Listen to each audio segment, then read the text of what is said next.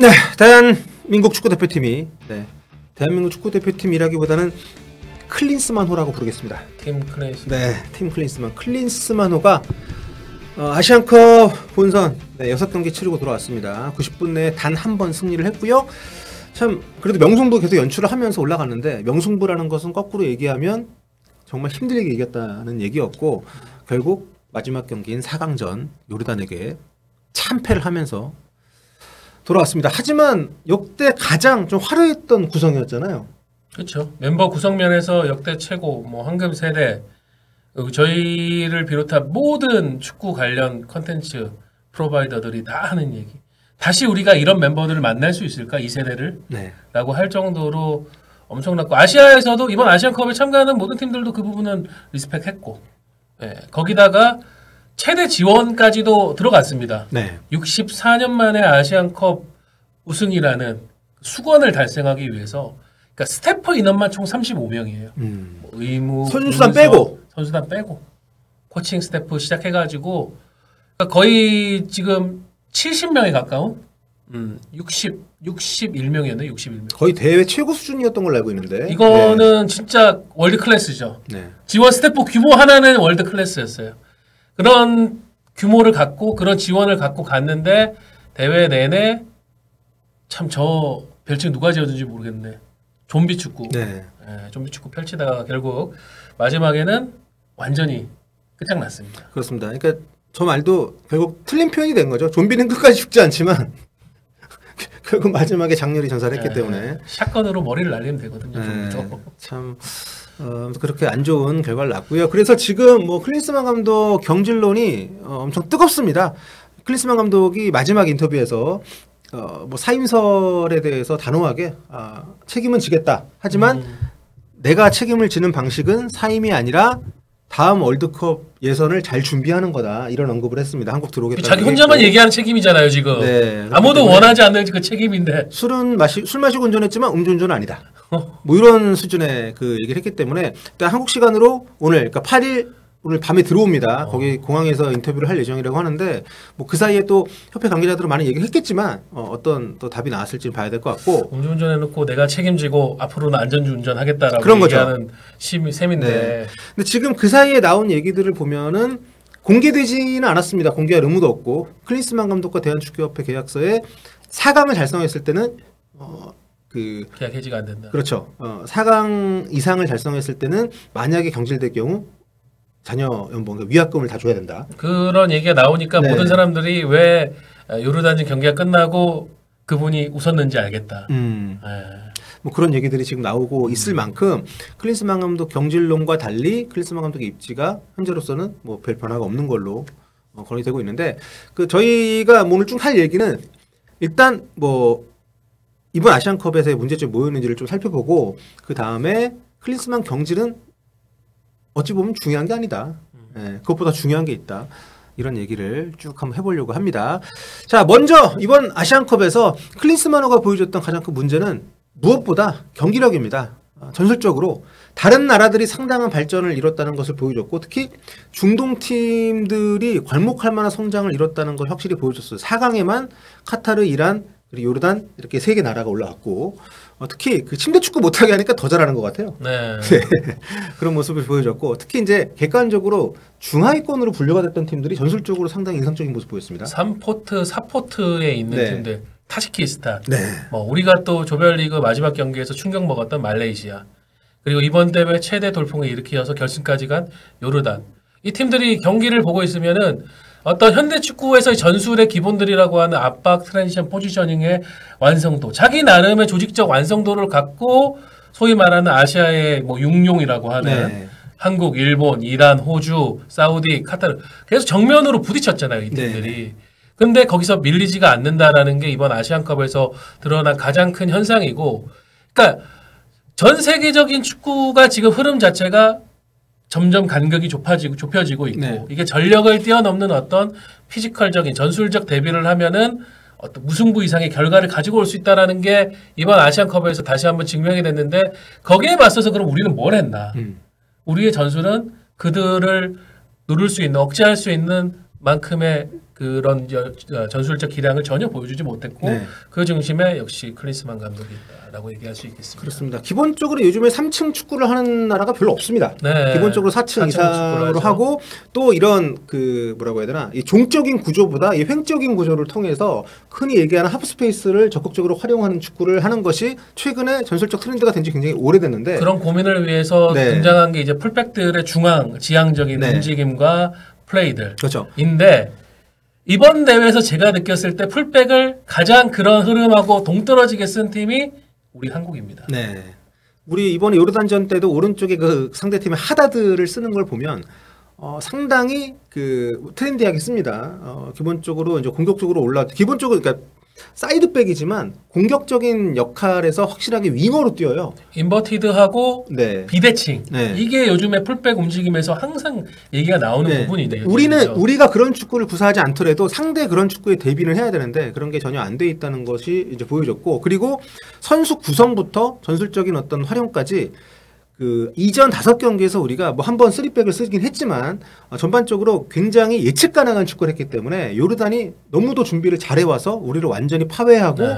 정말 요르단 감독이 경기 끝나고 정말 모욕적인 인터뷰를 했습니다. 그분이 우리를 모욕하려고 한 게 아니라 우리가 더 넣을 수 있었어 골을 그 정도 우리가 골 경기를 더 넣고 잘했어. 이길 수 있었다. 근데 그 네. 얘기를 우리가 들어도 전혀 부인할 수 없을 정도의 경기를 전반에 했습니다. 조현우 선수가 다 막아주지 않았으면 네. 이미 전반에 실점했어요 우리는. 그런 축구를 했는데 그 경기 끝나고도 클린스만 감독이 한 얘기가 상대가 우리보다 잘했기 때문에 박수를 쳐줬고 그리고 우리에게도 기회가 있었다. 잘한 게 있었다. 이런 얘기를 하는 모습을 보면서 속에 천불이 난다 진짜. 네, 그게 그러니까 자기 팀의 경기력에 대한 객관적인 판단도 되질 않고 본인이 준비했던 전술이 없는 것에 대한 인정도 하지 못하는 이런 모습들이 너무도 많은 사람들에게 분노를 일으켰던 네. 전술적 빈곤함이 더 절절하게 느껴졌던 게 저런 거죠. 나름대로 어떤 회심에 네. 상대를 잡아보겠다고 맞춤형 전술 혹은 가감한 변화를 갖고 나온 게 있었어요. 사우디전의 3백이라든가. 네, 그렇죠. 네. 이번 대회 우리가 원홀딩 거의 안 쓰고 투브란치로 가고 있었는데 요르단전에 요르단은 우리보다 객관적 전력이 떨어질 거야 자신했는지 박용우 원홀딩을 들고 나왔어. 그렇죠. 결과적으로 우리가 긍정적으로 해석할 때는 3미드를 뒀다고 할 수 있지만 사실상 이재성, 황인범 선수는 좀 더 공격적인 선수이기 때문에 4-1-4-1을 쓴 거죠. 근데 4-3-3으로 쓴 게 아니고. 그렇죠. 네. 근데 그 요르단의 전방 압박이라든가 계속되는 계속 채널링 네. 그런 부분에 박용우 선수가 버티질 못하고 거기서 미스가 나고 황인범도 미스가 나고 이강인조차도 미스가 나고 네. 이렇게 되니까 다 자충수가 됐어요. 그렇습니다. 뭐 선수들 개개인의 컨디션도 너무 좀 안 좋았던 게 사실이긴 합니다만 어쨌든 전술이라는 것은 선수들 개개인의 역량의 총합을 뛰어넘을 수 있는 시너지를 내기 위해서 굉장히 필요한 부분인데 우리는 그 합 이상의 축구를 전혀 못했던 게 이번 대회였기 때문에 전술적인 얘기는 계속 지적이 될 수밖에 없고 더 아쉬운 건 뭐냐면 사실 4강, 8강부터 4강 이렇게 올라가면서부터는 분석이 상당히 중요합니다. 네. 왜냐하면 대회 시작하기 전에는 만날 팀이 어려워요. 정해져 있죠. 그러니까 평가전이나 이런 거를 보고 분석을 하는 것인데 그것도 다른 거기 때문에 근데 그 데이터가 쌓이잖아. 조별리그 3경기 16강, 8강 쌓이기 때문에 이걸 가지고 상대를 분석을 해서 거기에 대한 맞춤 전술을 짤 수 있는 그런 가능성이 굉장히 좀 있는데 이번 대회에서 클린스만호는 누가 봐도 그런 분석이 전혀 안 됐습니다. 근데 네. 심지어 이번 대회 앞두고 유럽에서 분석 전문가를 2명을 추가로 영입했다는 네. 얘기를 또 듣고 아니 그럼 뭘 한 것인가 대체. 협회가 보도자료까지 내면서 유럽 축구에서 굉장히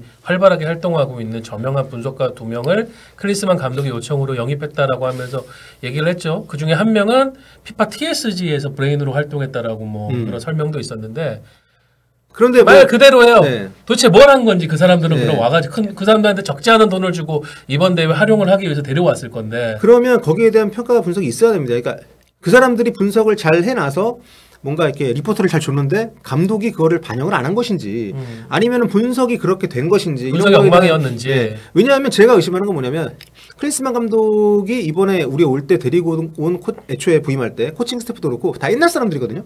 본인이 옛날부터 인맥을 가지고 있던 분들이에요. 미국 대표팀이나 이때 할 때부터. 근데 다 오래 전이잖아요. 근데 그분들도 커리어를 보면 좀 공백기가 있어요. 네, 그러니까 지금 트렌디한 사람들이 아니란 말이에요. 아니면 한 명 정도라도 있어야 되는데. 그나마 케프케 골키퍼 코치하고 우리 그 피지컬 코치 네. 정도가 계속 현장에 있었어. 네. 그런데 그런 감독이 현장에서 오래 떠나 있었기 때문에 본인은 뭐 TSG 활동하고 해설가 활동을 했다고 했지만 그건 다른 거거든요. 실제 팀을 이끌고 대회에 참가하고 리그를 참가했던 것하고는 다른 경험인데 그렇다면 자신의 그런 부족한 부분을 다른 어떤 참모진을 통해서 극복을 해야 되는데 본인이 현업에서 떨어져 있고 또 우리가 뭐 지금 많이 알고 있듯이 평가가 안 좋잖아요. 네. 그렇기 때문에 주변에 사람이 없으니까 추가적으로 드래곤 분석 전문가가 어떤 방식으로 데려갔는지 모르겠지만 그러니까 이번 대회에서 우리 선수들이 했던 경기를 보면서 이 클린스만호의 코칭 스태프 자체가 옛날 사람이라는 평가에 반박할 수 있는 요소를 하나도 볼 수 없었다는 거죠. 네. 그렇기 때문에 이런 21세기 축구를 하는데 정말 옛날 축구를 하는 사람 그런데 그 사람의 단점을 보완해 줄 수 있는 코칭 스태프도 없는 이런 인선을 어떤 좀 태클이나 아니면은 뭐 이의제기도 하지 않고 그냥 다 들어주기만 한 그런 축구협회가 과연 존재 이유가 이번에 있었는가 이런 의구심을 제기할 수밖에 없는 거죠. 클린스만 감독 선임할 때 대한축구협회 보도자료를 보면 그런 내용이 있습니다. 클린스만 감독이 현장과는 떨어져 있었지만은 FIFA TSG 활동을 하면서 데이터를 통한 어떤 축구의 분석이나 활용에 굉장히 능하다는 평가가 있다고 하는데 이번 대회에 싹 다 반박 가능해졌죠. 전혀 뭐 어떤 데이터를 본 것인지 이번 대회 우리가 하는 축구를 보고 있으면은 그런 게 일말도 보이지가 않았습니다. 지난 카타르 월드컵 기간에 그 정몽규 회장과 클린스만 감독이 그 전부터 뭐 알았을 수 있겠지만 20세 이하 월드컵 때 클린스만 감독이 한국 오면서 인연이 생겼던 거죠. 그때 아들이 미국 대표 아들이 조나단 클린스만이 미국 국가대표였죠. 이번 월드컵 기간 중간에 좀 더 친분이 생겼던 것 같아요. 그래서 본인이 직접 클린스만 감독 그때 얘기했던 것도 본인이 직접 연락받았다고 얘기했으니까 그렇게 됐던 것 같은데 근데 사실 FIFA TSG 활동이라는 것은 대부분 현업에 없는 사람들이 많이 하잖아요. 그러니까 현재 클럽이나 대표팀을 이끌고 있는 사람들이 잘 안 합니다. 거의. 어쨌든 그리고 그 대회 기간 한 달 동안 그거를 했다는 것이 과연 우리가 대표팀 감독으로 모시고 올 만한 커리어와 연결이 되는 것이냐 너무 그걸 과대평가한 게 아니냐 이런 얘기가 나올 수밖에 없는 상황이었던 거고 또 그런 여러 가지 상황 속에서 우리 대표팀의 경기력이 좋지 않았던 것 그 전에 이미 평가전을 통해서 계속 나왔던 흐름이 크게 바뀌지 않은 그런 대회를 치르게 됐던 것이고 그래서 이제 감독의 전술적인 역량이나 대표팀을 어떤 좀 이끌어가는 방향에 대한 문제제기가 계속 되었던 상황에서 결정적으로 제가 기대했던 것은 그래도 이분이 미국 대표팀 하면서 월드컵도 가보고 뭐 골드컵 우승도 하고 선수 시절에도 쟁쟁한 감독들 옆에서 그걸 봤을 거고 그리고 독일 감독하면서도 어쨌든 월드컵 4강까지 갔었고 그런 경험이 있기 때문에 이런 토너먼트에서는 그래도 본인의 매니지먼트 노하우가 있지 않을까 역량이 나오지 않을까 했었는데 그것도 없었어요. 뚜껑을 열어보니까 조별리그 운영 전략도 전혀 없었어요. 3차전 말레이시아전은 역대급 똥볼입니다. 네, 완전 자폭이었죠. 네. 아니 팬들도 다 얘기를 했잖아요. 아니 이 경기를 우리가 왜 이렇게 열심히 해야 되나. 심지어 경기 결과도 안 좋았고 심지어 조일이도 못 지켰고 우리가 이긴다고 해도 1위가 확정될 수 없는 그러니까 우리의 자력으로 1위를 확정 지을 수 없는 상황에서 그렇게 했는데 결과적으로 1위도 못했고 모든 걸 쏟아 부었는데 거기다가 말레이시아한테 크게 이겼습니다. 크게 이겼습니다. 말레이시아한테 탈탈 털리면서 위기감만 더 부채질을 했고 결국 이게 컸던 게 뭐냐면 우리가 조일이를 못하면서 일정이 말렸고요. 그리고 3차전 말레이시아 선수를 휴식을 취하지 못하면서 결과적으로 4강전에서 모든 선수들의 컨디션이 다운되는 그런 결과로 이어졌기 때문에 조별리그라는 것은 철저히 조별리그에 맞는 그러니까 조별리그의 존재 이유는 토너먼트를 가기 위함이잖아요. 거기에 맞춰서 운영을 했었는데 그런 부분들이 전혀 되지 않았던 것은 굉장히 컸습니다. 좀비 축구가 아니라 믹서기 축구예요. 선수 체력 갈아버립니다. 그러니까 이재성, 황인범이면은 거의 이 선수들이 기동력이 한 13km 전으로 뛰는 엄청난 체력을 갖고 있는 선수들인데 이 선수들도 조별리그에서 저런 식으로 운영해버리니까는 토너먼트 와가지고는 돌아가면서 계속 전반 끝나고 지쳐버리고 빼고 했었잖아요. 3주가 안 되는 시간 동안 6경기를 했어요 우리가. 그리고 선수들이 다 이제 소속팀에서 경기를 하다가 합류를 했고 또 이게 거의 한 달씩 이렇게 합숙을 한다는 게 여러분 진짜 쉽지 않습니다. 집을 나와서 이렇게 지낸다는 것 자체가 주는 기본적인 피로감이 있고 이런 대회를 치르면서 오는 어떤 심리적인 긴장감과 여러 가지 부담이 있기 때문에 이런 거를 관리를 해줘야 되는데 그런 부분들이 굉장히 좀 이번 때 없었다. 그리고 그 전에 사실 선수 선발 부분 이런 대회를 준비하면서 사실 과거는 23명이었는데 26명으로 바뀌었잖아요. 코로나 시대 지나면서 26명을 넓힐 수 있다는 거는 이건 강팀한테 더 유리한 그쵸. 선택이에요. 그리고 교체 카드도 기존에 3명이었는데 코로나가 치면 5명으로 늘어났기 때문에 전술적인 역량을 더 많이 발휘할 수 있는 여지가 생겼고 그렇다면 좀 다양한 색깔의 선수들을 구비할 수 있는 여지가 생긴 거니까 네. 굉장히 이거를 좀 고민해서 활용을 해야 되는데 그런데 그런 흔적이 안 보였죠. 전문 네. 센터백만 일단 5명 뽑았어. 네, 거기다가 센터백으로 더 뛸 수 있는 선수들까지 감안을 하면은 한 5.5명, 6명에 가깝죠. 네. 네. 근데 오히려 풀백은 딱 4명만 뽑아갔어요. 네. 그나마 그 중에 한 명은 출발하기 전부터 부상이 네. 있었고. 그러니까 대회 내내 우리가 보면은 풀백 활용폭 자체가 좁아져가지고 뭔가의 변화를 주기가 어려웠었는데 그거를 자초한 게 클린스만 감독의 선수 선발 선택이었고. 네. 그리고 최전방 공격수 역시 황의조 선수가 빠지면서 네. 원래 3명을 하려고 했다가 황의조가 빠졌는데 보강을 안 했어요. 네. 왜 그랬는지 마지막 경기 때 알겠더라고. 보통은 그런 상황이면 오영규 선수를 추가 투입을 해서 어떻게든 골을 노려야 되는 상황인데 안 넣더라고요. 안 넣더라고요. 저도 깝깝했어요. 그러니까 3명이 필요가 없었던 거예요, 초부터. 아니 진짜 요르단전 네. 때 마지막에 한 10분 동안은 제가 그냥 멍하게 보는 게 띄울 거 아니야? 조규성 노려가지고 상대가 다 띄울 거 내려앉았으니까. 아니야? 예. 그러면 받아서 우당탕탕 할 수 있는 세컨드 볼을 잡아가지고 해결할 수 있는 선수를 더 추가해야지 그걸 안 넣는 거예요. 아니면은 센터백이라도 올리든지. 근데 네. 계속 조규성 혼자 있고 상대 수비 6명 있고 이런 상황에서 크로스 올리고 막 이런 패턴이 반복이 되니까 뭘 하려는 건지를 좀 모르겠다는 생각이 들 만큼 결국 이런 것도 선수들에게 맡겨놓는 것인가 싶을 만큼 그랬는데 그러니까 그런 어떤 전략적인 대회를 준비하는 과정, 대회를 치르는 과정, 전략적인 부분에서의 좀 굉장히 문제점이 많이 노출이 됐다. 그런 어떤 대회 운영 차원에서의 문제점들이 분명히 좀 있었다는 거죠. 더 큰 사실 그 조짐은 선임 초창기부터 계속 나왔습니다. 그러니까 애초에 선임했을 때부터 뭐 좀 반복된 얘기입니다만 애초부터 사실 그 기존에 벤투 감독을 선임할 때 굉장히 모두가 찬사를 보냈던 것이 체계적으로 시스템을 갖춰서 감독 선임을 했고 그리고 그게 다 투명하게 공개가 됐잖아요 나중에. 네. 사람들이 처음에는 엄청나게 반발했죠. 중국에서 실패한 감독을 데려온다고? 네. 그거에 대한 물음표가 붙은 상황에서 반발이 심했는데 일단 당시 김판공 감독 선임을 책임질 김판공 위원장이 나와가지고 약 1시간 동안의 브리핑을 통해가지고 모두를 납득을 시켰죠. 그렇죠. 네. 예. 그러니까 그런 시스템이 있었는데 이번에 보면 결국에는 여러 하마평에 오른 인물들이 있었지만 나중에 밝혀진 바에 따르면 정몽규 회장의 독단적인 선택에 의해서 클린스만 감독이 왔는데 클린스만 감독 당시 뭐 말이 많이 있었죠. 그러니까 사실상 감독 커리어가 끝난 사람이고 본인도 그거에 대해서 네 이거를 다시 자기가 감독을 하겠다는 의지가 그렇게 많이 보이지 않는 사람이었단 말이에요. 그런데 이렇게 선임을 좀 했었고 그리고 그 근거가 없는 상황에서 선임을 했는데 그렇게 온 감독을 관리하고 좀 더 이 사람이 최선을 끌어낼 수 있을 만한 어떤 그런 지휘 체계도 확립이 안 됐다는 거죠. 네.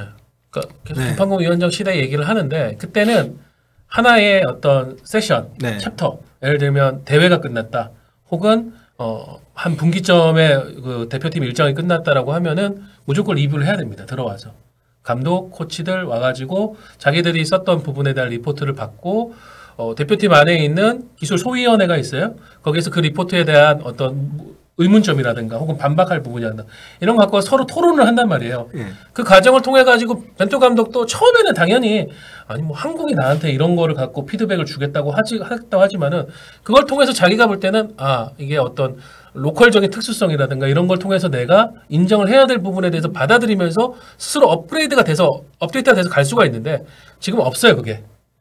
그러니까는 소위 말해서 클린스만 감독이 어떤 전행을 해도 브레이크를 걸 수가 없습니다. 그렇죠. 그러니까 이번에 한국 돌아와가지고 분석을 하겠다고 하는데 뭐 뭘 어떻게 분석하겠다는 건지 모르겠지만 그게 얼마나 객관적일 수 있겠어요. 자기가 분석할 건데. 그러니까 지금 시스템적으로 뭐 근데 대한축구협회가 예전부터 이런 대회가 끝났을 때 정말 뭐 체계적으로 분석을 하고 평반을 해서 발전적인 대안을 내놓은 이런 것보다는 대부분 성적이 안 좋았던 적이 많기 때문에 그냥 감독 자르고 끝이었어요. 그러니까 제가 지금 클린스만 경질설을 되게 경계하는 이유가 클린스만을 만약에 경질한다고 하면 지금 사람들의 분노는 그냥 일단 넘어갈 겁니다. 넘어갈 거고 계속 그냥 유지가 될 가능성이 높기 때문에 걱정을 많이 하는 것인데 이 체계 구조를 안 바꾸면은 거듭 얘기하지만은 얼굴만 다른 클린스만이 옵니다. 클린스만도 결국은 얼굴만 다른 슈틸리케였잖아요. 그러니까 그렇죠. 그리고 계속 같은 방식이에요. 그러니까 슈틸리케 경질시키고 그 다음에 이제 그 전으로 올라가면 이제 홍명보 감독이 본인이 안 맡으려고 했잖아요, 대표팀을. 그때 최강희 감독이 본인이 월드컵 맡고 싶지 않다고 해서 약속된 기간만 하고 물러났고, 그때 홍명보 감독이 이렇게 어중간한 상황. 원래는 다음 4년을 생각하고 있었죠. 1년밖에 안 남은 상황에서 이거를 맡는다고 해서 자기가 잘하기도 쉽지 않고, 만약에 결과가 안 좋으면 책임을 온팡 뒤집어 써야 되는데 누가 하고 싶겠습니까? 근데 협회에서 설득시켜서 맡고, 월드컵 결과가 당연히 안 좋았을 때도 그때도 아시안컵까지는 맡길 것처럼 했는데 여론이 안 좋으니까 홍명보 휴시한 다음에 그냥 나머지 사람들은 다 그대로 있고, 그 뒤에 신태용 감독도 그 원래 슈틸리케 감독 경질 골든타임을 놓쳤죠. 애초에 이용수 기술위원장이 자기도 물러날 테니까 제안했는데 회장이 노 한 다음에 더 가다가 결국 이제 잘렸지만, 그때도 신태용 감독 대행 안 치고 나서 그 짧은 기간 동안 어쨌든 월드컵 맡기고 그 뒤에도 계속 갈 것처럼 하다가 일단은 계약 끝나고 후임 감독 선임할 때 최종 후보에 또 이름 올렸잖아요. 그럼 누구나 다 신태용 감독 얘기가 됐나? 근데 그것도 아니었고 망신만 주고 그냥 그렇게 용도 폐기하고, 그래서 한국 축구의 어떤 유망한 인재들을 계속 너무 익지 않은 상황에서 데리고 와서 망가뜨리는 이런 패턴. 그러면서 익지 않은 상황에 들어서 이렇게 먹어보고 맛없네 이러면서 그냥 버려버리고. 이런 것들이 반복이 되다 보니까 제가 그래서 걱정. 클린스만 감독은 애초부터 꼬리 자르기 된다니까. 대표팀 감독급이 아닌 사람인데, 그렇기 때문에 그 경질 물론 필요한데 그게 중요한 게 아니라는 거죠. 그게 중요한 게 아니기 때문에 지금 이런 얘기들을 저희가 좀 길게 하고 있는 겁니다. 세상에 대표팀 감독인데 한국에 안 들어오려고 애쓰는, 누가 봐도 이상하잖아요. 한국에 안 들어오고 자기 방에 앉아가지고 결국은 방송하고 앉아있고 그런 추정이 나왔잖아요. 세금을 피하기 위한 꼼수다. 네, 뭐 체류를 짧게 하면 못하고. 근데 그것도 심리성이 좀 있긴 하지만 어쨌든 지금 중요한 거는 그런 감독을 협회에서 방치했고, 지금 나중에 보면 애초부터 그거를 오케이 하고 선임을 한 거예요. 그렇죠? 애초에 협회에서는 클린스만 감독이 반박을 했잖아요. 대한축구협회에서 거짓말했습니다. 분명히 체류할 거라고 얘기했지만, 한국에 살 거라고 얘기했지만 살지 않았고 나중에 그런 내용이 없었다는 얘기가 나왔죠. 클린스만 감독 스스로가 그렇게 얘기를 했죠. 거짓말을 하면서까지 이 사람이 한국 대표팀 감독을 와야 되냐. 그러니까 그런 것을 놔둘 수밖에 없는 계약서였기 때문에 그분이 알아서 그냥 그런가요 하면서 한국에 맞춰서 해주면 모르지만, 그러니까 계약서에 없는 행동을 딱 한 번 했을 때가 있죠. 클린스만 감독이 첼시 바이에른 뮌헨 자선 경기 가겠다고 9월 런던. 그러니까 런던 간 것도 그러니까 합리적인 의심이 드는 거예요. 런던에서 하는 평가전을 잡은 것도 그 사이에 자기가 첼시 일정이 있으니까 간 김에 하려고 자기는 잡았을 수 있다는 거죠. 그때 유일하게 정몽 회장이 빡쳤다는 거 아니에요. 이거는 진짜 안 된다. 가지 마라. 그래가지고 클린스만 감독도 Why not? 이거 왜 안 되냐고. 쉬는 날인데 내가 가면 안 되냐고. 안 된다. 그래가지고 그때 한번 좀 화가 났었답니다. 그러니까 좀 그런 뭔가 말도 안 되는 상황들이 반복이 되다 보니까 이제 우리도 거기에 길들여진 거죠. 뭐 대표팀 감독 명단 발표 뭐 그냥 뭐 이렇게 해도 되네. 뭐 감독이 굳이 뭐 한국 없어도 되네. 근데 모든 거짓말들이 나중에 다 뒤집힙니다. 코칭 스태프 한국에 체류 안 하는 것도 코칭 스태프들은 유럽에서 선수들 뭐 파악하고 하는데 지금 확인한 거 그런 것도 없잖아요. 없고 오히려 클린스만 감독이 한국에 안 들어오면서 유럽 선수들 만나러 간다고 하고. 근데 유럽 리그에서 꾸준히 뛰고 있는 선수들을 감독이 가서 굳이 만날 필요가 있습니까? 격려해주러 가는 거 말고 더 있나요? K리그는 안 보잖아. K리그 안 봐가지고 결국 이번에 완전히 난리 났잖아요. 선수단 구성에서. 와가지고 몇 번 보고 와이스카우스를 보고 있다고. 나는 충분히 봤다. 나는 K리그를 충분히 봤다. 나는 그 얘기가 제일 빡쳤어. 나는 대표팀 감독이고 그러면 인터내셔널 활동을 해야 되는 사람이지. 내가 K리그 감독이 아닌데 K리그 왜 보냐. 주먹을 부르는. 그거는 그러니까 그런 얘기를 공개적으로 하는 것에 대해서 협회 내에서 이전 같은 시스템이 있었다면 얘기를 했겠죠. 그러니까 그러니까 설득을 하든 얘기를 하든, 왜냐면 말이 안 되는 얘기잖아. 그래가지고 결국 이번에 그 소속팀에서 주전이 아닌 선수들을 많이 뽑아서 갔잖아요. 결국 거기서 탈이 났죠. 경기력의 문제가 크게 발생을 했고, 그러니까 실질적으로 경기 뛰는 걸 얼마나 봤는지, 그러니까 의심을 갖지 않을 수 없는 그런 상황들이 굉장히 많이 나왔고, 근데 그런 것들이 쌓여가지고 결국 터진 거잖아요. 그러니까 근데 그런 과정을 정상적으로 가게끔 만드는 것이 협회의 역할인데, 그런 것이 뭐 이유가 무엇이든 간에 전혀 되질 않았다는 거. 근데 선수들한테 자꾸 뭐 선수들이 어떤 표현을 해주길 바라는 팬들이 많이 있는데 선수들은 그럴 뭐 마음도 없고 뭐 그런 문제의식을 못 가질 수도 있고 선수들하고는 전혀 상관없는 문제. 생각해 보세요. 선수가 누가 나서가지고 우리 감독 전술도 없고 뭐 필립 람처럼 필립 람도 사실은 대표팀 있을 때 그 얘기 못했어요. 나중에 자서전에서 그 얘기를 한 거지. 근데 결국 시스템의 문제이고, 근데 지금 대한축구협회 시스템의 가장 큰 문제는 시스템이 없을 뿐만 아니라 회장이 세세한 것까지 적극적으로 관여를 하면서 감나라 배너를 하고 있는데 문제는 이분도 이 회장이 전업이 아니잖아요. 축구에 대한 인사이트가 없어요. 네, 그러니까 인사이트도 사실 10년 넘게 했기 때문에 뭐 있다고 칩시다. 있다고 쳐도 이분은 어쨌든 대기업 총수잖아요 지금. 그러니까 본인이 그렇다고 기업 일을 안 하진 않을 거 아니야.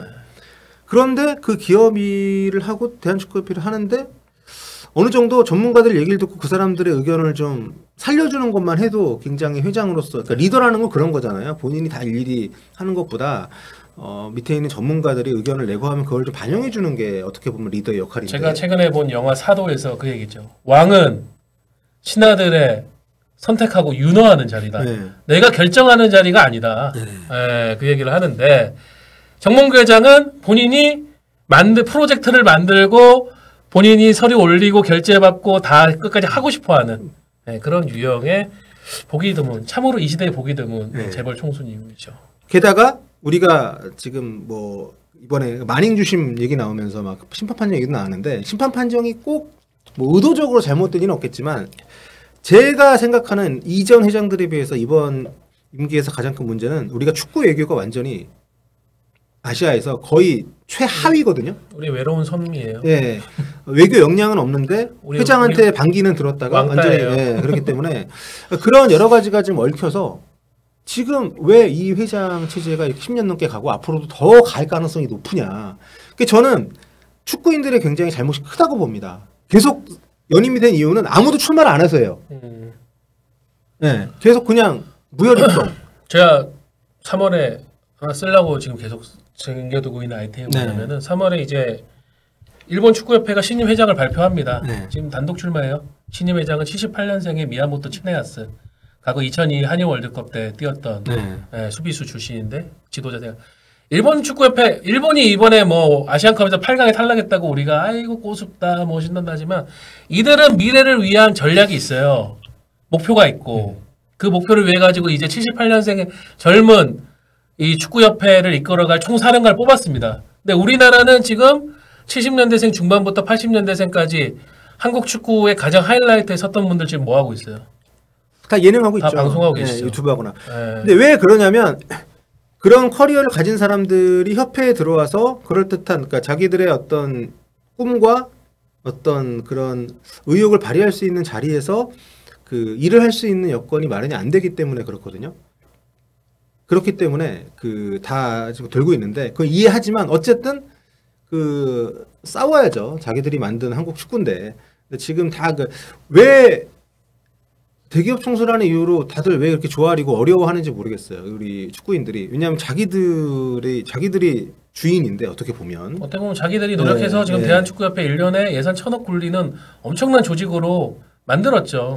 그렇다면 나도 한번 공부해가지고 들어가가지고 이걸 또 다른 방향으로 2,000억, 3,000억 쓸 수 있는 그런 조직으로 이끌고 우리도 일본이 말하는 사람들 우리는 허황된 꿈이라고 얘기하지만 월드컵 우승이라는 목표로 감히 얘기할 수 있는 그런 걸 한국 축구로 이끌어 가 보도록 해주는 게 젊은 축구인들의 해야 될 이제 목표가 아닌가. 그렇죠. 그래서 그 사면 사건 때 다 일괄 총사퇴했잖아요. 저는 그때 약간 희망을 걸었던 게 이게 약간 반발성인가?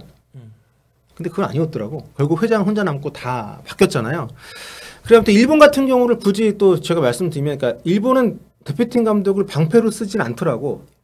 그때 그 할릴로지치 나가고 나서 러시아 월드컵 때 감독을 새로 선임을 해야 되는데 그때 올림픽 감독이었던 그 이번에 모리아스 하지메 감독 썰이 있었는데 그때 협회 차원에서 지금 타격이 너무 크다. 그래서 이 사람 책임이 아닌데 만화 성적이 안 좋으면 온빵 뒤집어 쓸 수 있으니까 큰형님이 니시노 아키라가 임시 감독으로 대회를 이사했던 책임졌죠. 분이 실질적으로 모리아스가 수코치였나 그때 하고 그렇게 대회 치르고 나서 정식 선임이 됐거든요.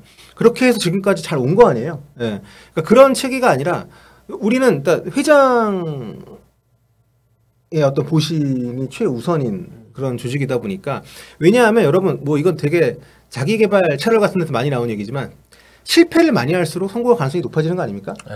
그러니까 월드컵이라는 데에 감독으로 나가서 실패를 했다는 거는 엄청난 자산이잖아요. 홍명보, 뭐 신태용 그리고 한국 사람들이고 이 사람들은 우리 축구에 대한 책임감이 있는 사람들입니다.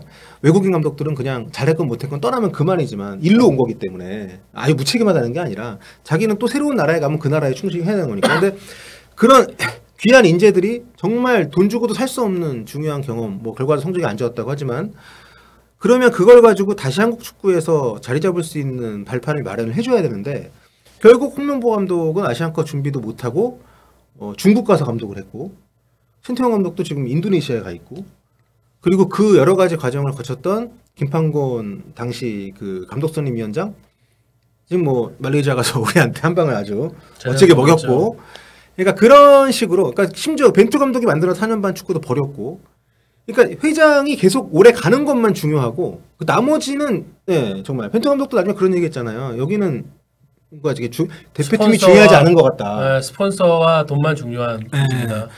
그러니까 이런 게 계속 가는 것이 결국에는 이게 그러니까 리더십이 바뀌지 않는 상황에서는 그러니까 저는 감독이 바뀌어야 된다라는 거는 굉장히 부수적인 얘기라고 봅니다. 그거는 네. 그냥 현상에 대한 결론일 뿐이고 가장 근본적인 문제 바뀌지 않으면 그 현상은 클린스만 잘려도 또 나온다는 거죠. 네. 그러니까 좀 그런 상황들이 쌓이고 좀 있는 상황에서 좀 어떻게 보면 예고된 그런 문제가 됐다고 생각이 되고요. 그리고 여기서 또 지금 이것도 아시안컵하고도 직접적으로 연관이 되는 얘기인데 이게 굉장히 큰 이슈인데 생각보다 거론이 많이 안 됩니다. 우리 대표팀이 원래 그 왕년에 우리가 뭐였지 2000 월드컵 두고 프랑스에 그 뭐죠? 프랑스 에메자케랑 했던 무슨 플레르퐁텐 플레르퐁텐 모델로 해서 우리가 파주에 NFC 내셔널 풋볼 센터를 만들었잖아요. 네. 네.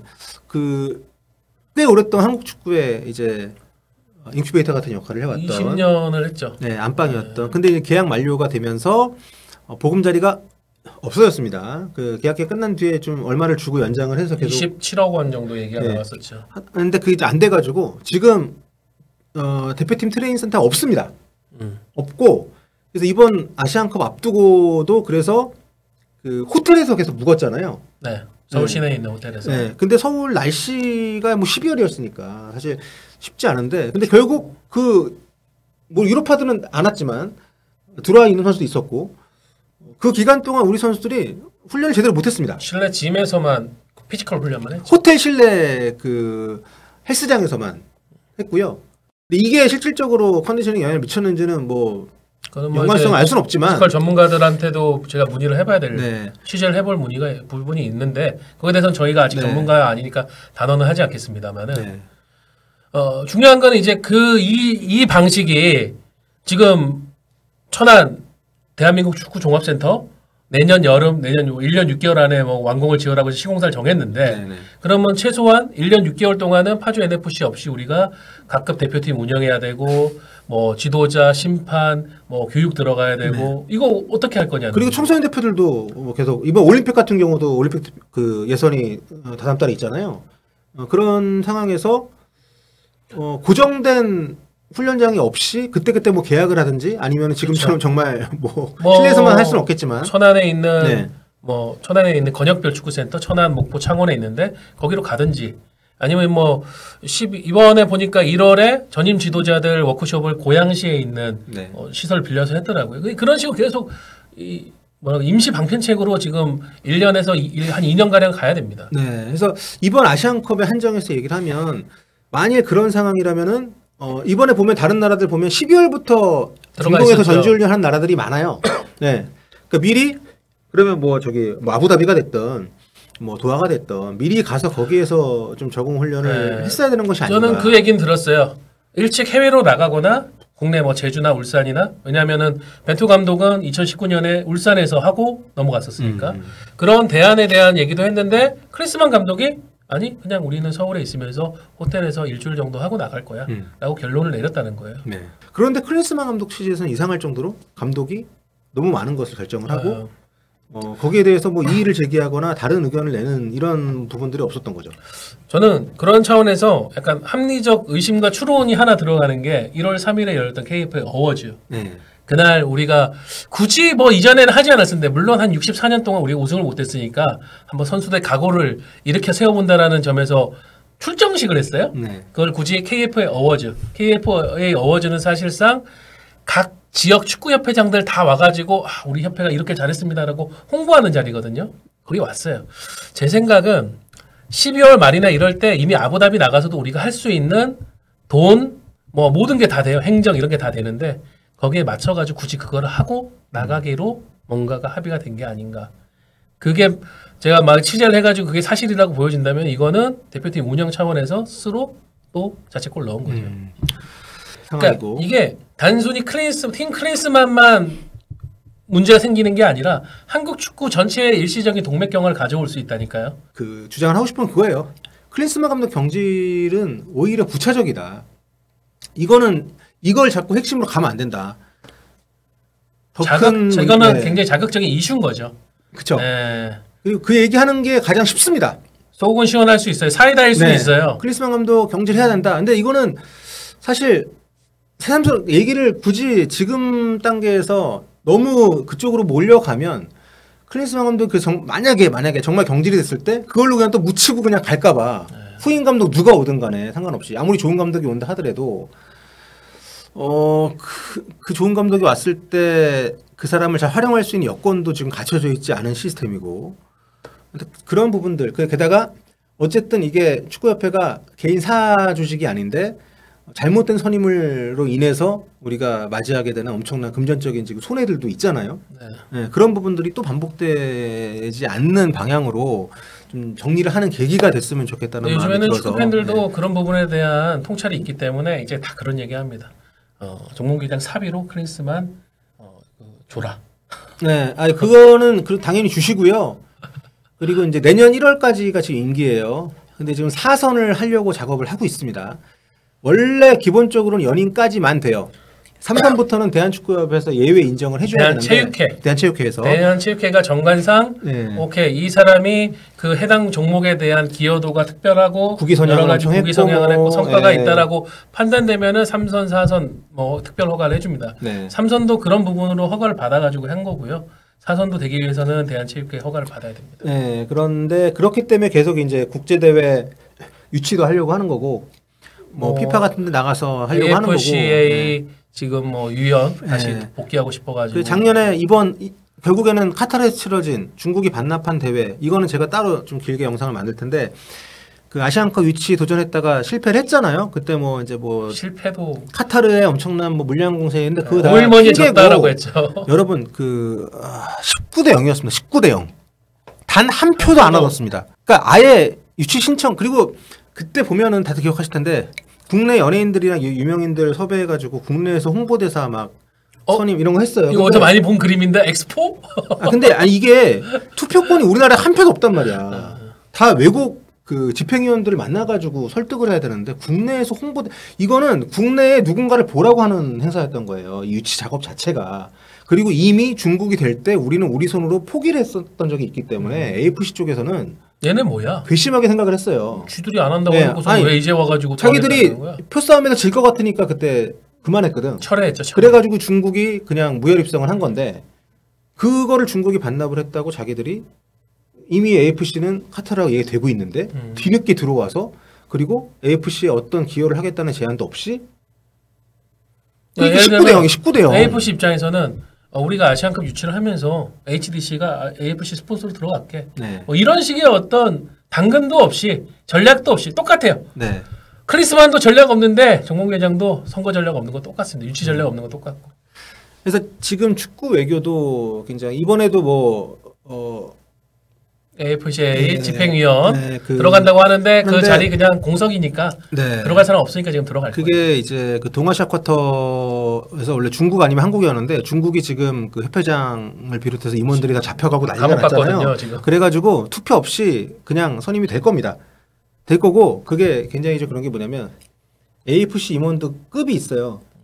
부회장단이 있고 회장이 있고 피파 평의원 부회장단이 있고 피파 평의회 의원이 있고 피파 평의회 그 멤버 위원이라고 해야 되나? 네, 의원. 네. 그게 권한이 많고요. 왜냐하면 피파의 모든 의사결정 과정에 투표를 행사할 수 있는 자리이기 때문에 거기서도 졌죠. 네, 거기서도 졌죠. 네. 졌고 몽골, 필리핀 이런 협회장들이 되는데 거기서도 안 됐습니다. 안 됐고 지금 된다는 거는 일반 위원입니다. 네.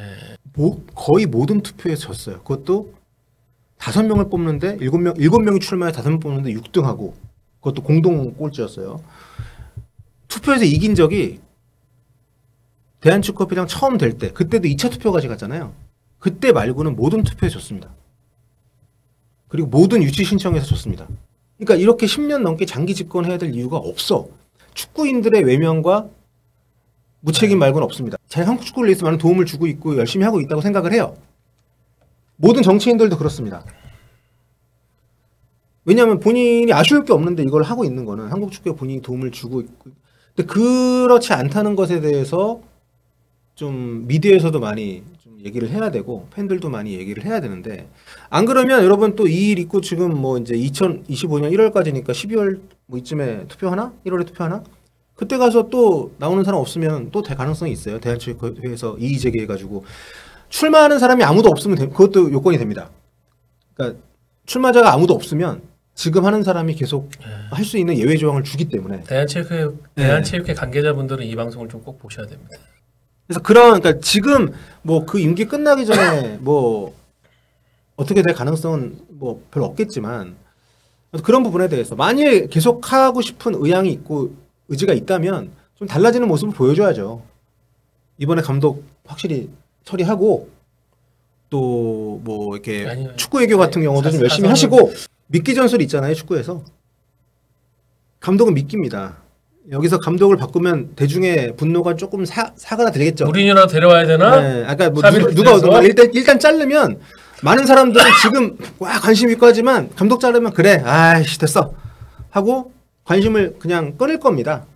그리고 또 감독까지 잘랐는데 뭐 더 무슨 얘기해 이렇게 가는데 그렇기 때문에 제가 생각하는 최악이 그런 거예요. 폴스나인 클린스만 감독을 자르고 네. 여론은 누구를 원해? 뭐 모레노를 원해? 누구를 비엘사를 원해? 그래가 가는 거예요.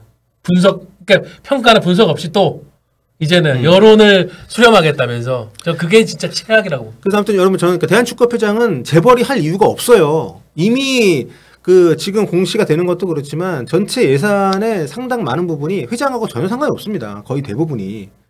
예, 그렇기 때문에 그리고 뭐 지금 회장이 오고 나서 무슨 마케팅적으로 뭔가 대단하게 나아진 것도 없고 제가 감독이 중요한 게 아니라고 말하는 게 여러분 그래서 만약에 뭐 그럴 일 없겠지만 뭐 클롭이 됐든 무리뉴가 됐든 누가 됐든 간에 정말 모두가 납득할 만한 감독을 데리고 오면 나는 그게 더 무섭습니다.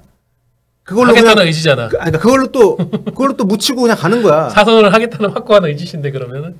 그리고 그 혹시나 여론을 수렴해가 하겠다고 하면은 팬들은 아주 난이도가 높은 그 감독들을 얘기하세요. 현실적인 얘기하지 말고 진짜 무리뉴, 플릭, 클롭 하다못해 쌉이라도.